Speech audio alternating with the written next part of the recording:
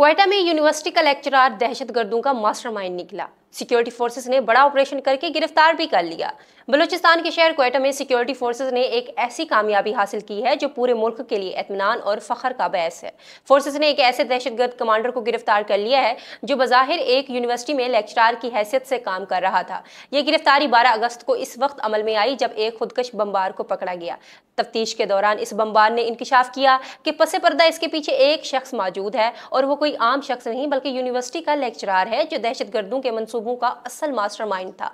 जराये के मुताबिक गिरफ्तार लेक्चरर कलदम तंजीम से बरह रास्त मुंसलिक था। ये शख्स न सिर्फ 2024 में क्वेटा रेलवे स्टेशन पर होने वाले होलनाक हमले में शामिल रहा बल्कि इसने दर्जनों शिद्दत पसंदों को तरबियत देकर मुल्क को अदम इस्तेहकाम की तरफ धकेलने की पूरी कोशिश की। सिक्योरिटी इदारे अब इसके पूरे नेटवर्क को बेनकाब करने और आइंदा ऐसे मंसूबों को मुकम्मल तौर पर नाकाम बनाने के लिए गहराई से तहकीकात कर रही हैं। इस अहम गिरफ्तारी के बाद DGISPR लेफ्टिनेंट जनरल अहमद शरीफ चौधरी ने बलूचिस्तान के अवाम से गुफ्तगू करते हुए एक वाज़ेह पैगाम दिया। उन्होंने कहा कि बलूचिस्तान में जारी ऑपरेशन सिर्फ और सिर्फ दहशतगर्दों और इनके सहूलतकारों के खिलाफ हैं, आम शहरियों के खिलाफ नहीं।